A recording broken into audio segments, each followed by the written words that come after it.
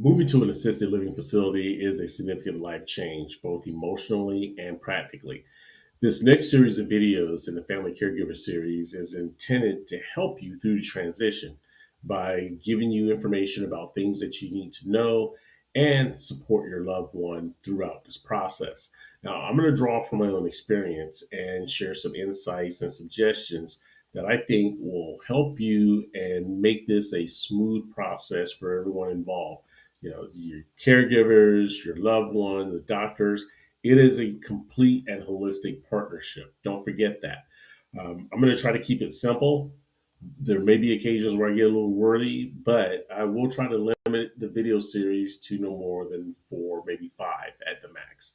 Our first topic, selecting the right facility, is one that is going to lead us off. But before I dive into this particular topic, I really think it's important to level set by talking about the emotional toll and the impact that this can have on you. Listen, transitioning to assisted living, whether you're coming from a home, an in home care, or skilled nursing facility to assisted living, it's just a tough situation, both mentally, physically, and even sometimes financially on you and your loved one. It's normal to feel a mix of emotions throughout this entire process, whether that's anger, sadness, anxiety, and quite honestly, there's also feeling of relief that you get because it is a huge weight. I would encourage you to acknowledge these feelings for both of you. And that way, you and your loved one can evenly give one another time to adjust. I highly suggest that you keep open lines of communication, honest, candid communication, because in that you can work together and make this process go as smoothly as humanly possible. All right. So with that said, let's get to it. I mentioned previously that we're trying to get my mother enrolled in an assisted living facility here, but those plans fell through. We did anticipate that that was a possibility, and we knew that we might have to pivot and pivot quickly. So we already had several locations teed up for us to go out and survey and query, and we were able to land on one that we all felt comfortable with.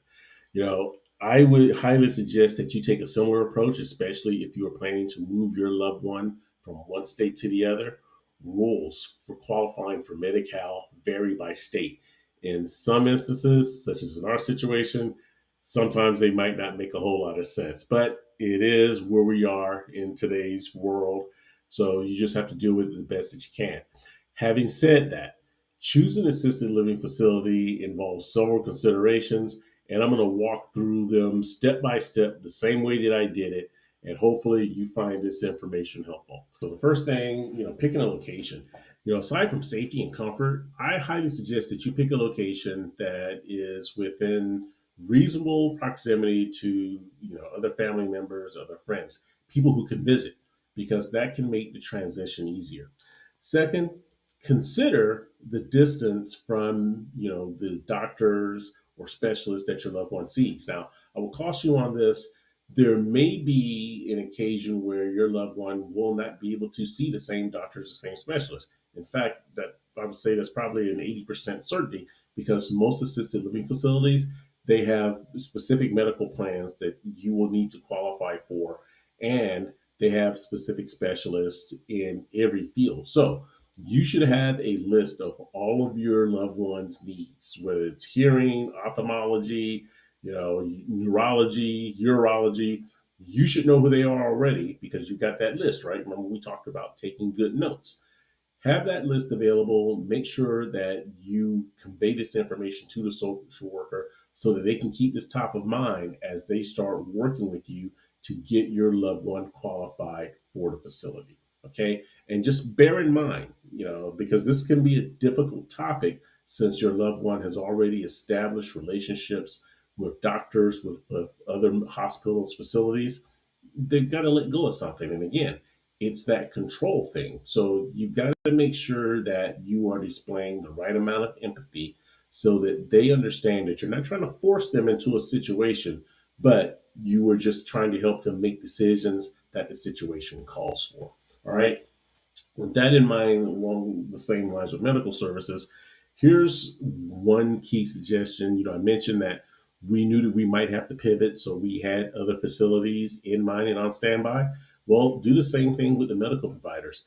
Medicare has a website, so does Medi-Cal, each state, and you can go in and look at the list of providers. So I would suggest that you pick providers, stay within a 10 to 15-mile radius, and identify providers, because let's be real, sometimes patients and doctors do not get along.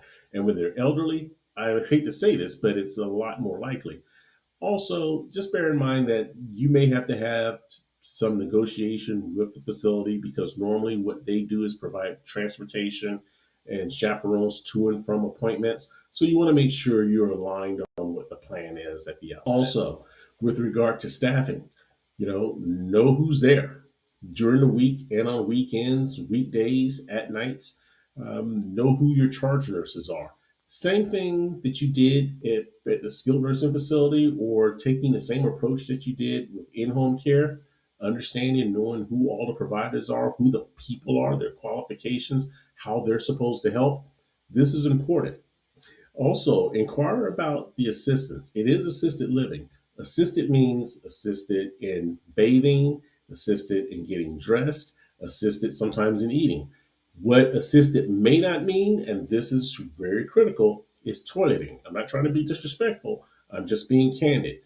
If your loved one needs a higher level of care, of assistance, they may not be ready to go into assisted living. And this is something that the social worker is going to probe. But we'll talk later on about the admissions process. So thanks for watching part one on this topic. I hope you found it to be informative, valuable, and a good use of your time. I will be back with part two soon. Keep lifting as you climb.